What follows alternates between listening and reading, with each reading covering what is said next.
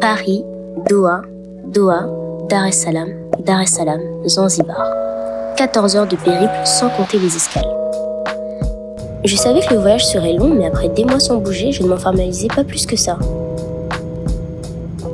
La fatigue se lisait sur tous les visages, même masqués.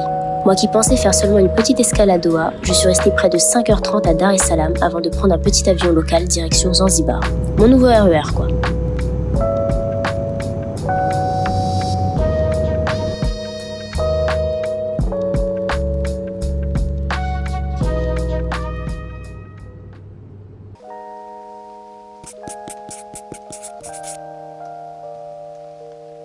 Arrivée à l'aéroport, ma collègue est venue directement me chercher en taxi.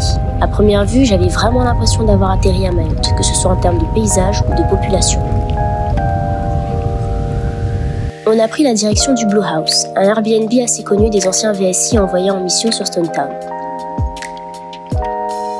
La résidence est composée de plusieurs appartements partagés par des touristes ou des expats comme moi, mais également 2 petits studios au dernier étage et un rooftop. Chaque chambre est très bien aménagée avec sa petite salle de bain privée. Et les services semi-hôteliers, on en parle? Ton ménage fait tous les 2 jours, possibilité qu'on te fasse à manger et ta lessive, moyennant finance bien évidemment. Une année de flemmardise extrême quoi.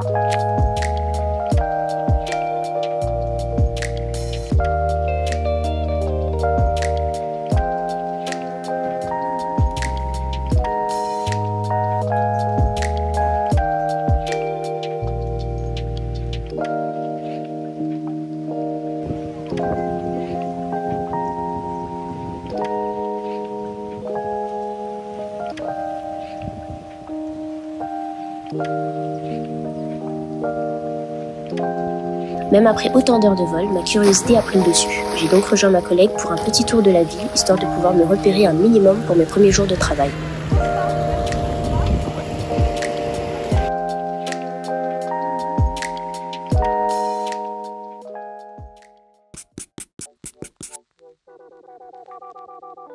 En parlant de premiers jours de travail, voici le What's in my bag le plus what the fuck qui puisse exister.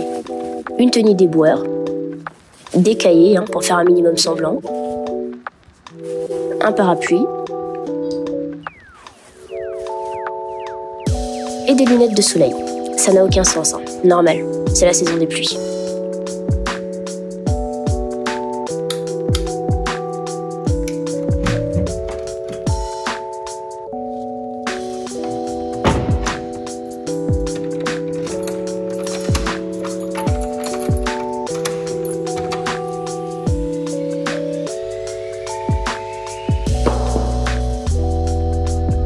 Tous les matins, c'est le même rituel. Un petit coucou devant le miroir et c'est parti.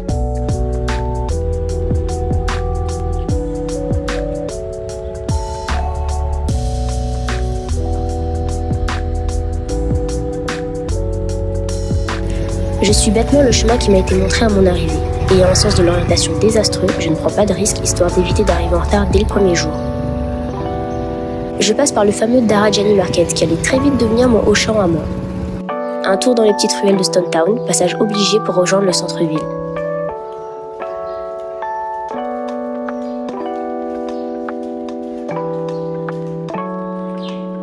Attendez, pause. Je me suis très vite rendu compte que Stone Town, c'est le royaume des chats en fait. Cette ville leur appartient, mais vraiment, vous êtes chez eux.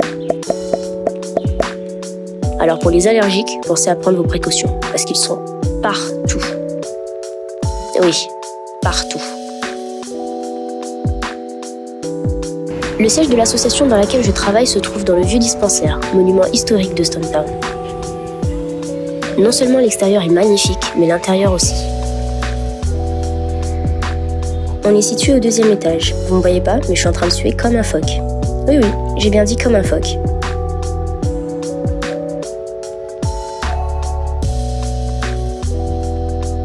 De mon bureau, j'ai une vue imprenable sur la mer.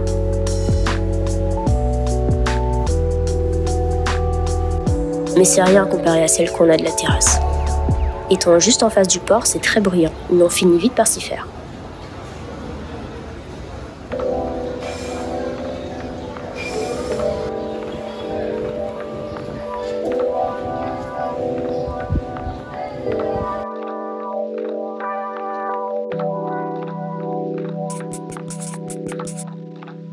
Je suis arrivée en pleine période de Ramadan, sur une île à 97% musulmane. Le rythme de la vie s'adapte donc à ce mois sacré, au même titre que mes horaires de travail.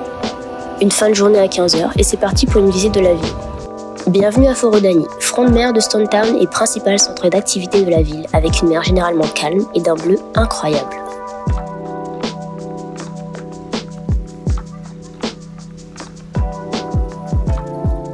En pleine journée, vous verrez l'endroit assez vide, mis à part quelques vendeurs, guides et touristes par-ci par-là.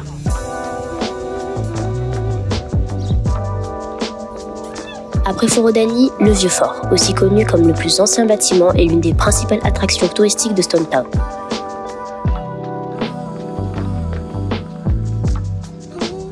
Je n'étais que de passage, je n'ai donc pas pris le temps de bien visiter le lieu, si ce n'est ses petites boutiques colorées.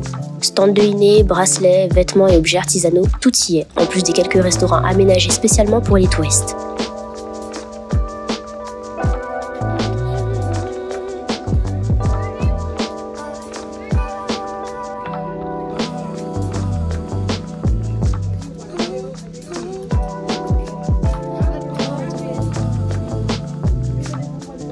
Stone Town, la ville de pierre, elle porte bien son nom.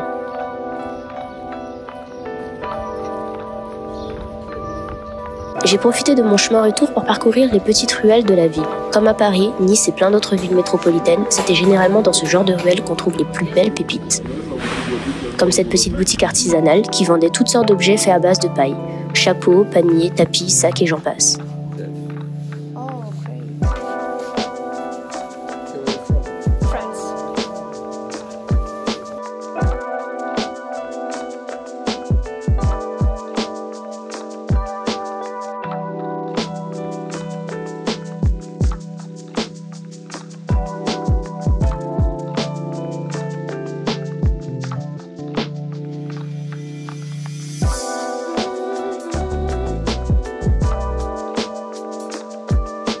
J'étais sur Zanzibar que depuis 3 jours et je sentais que cette île allait m'apporter beaucoup.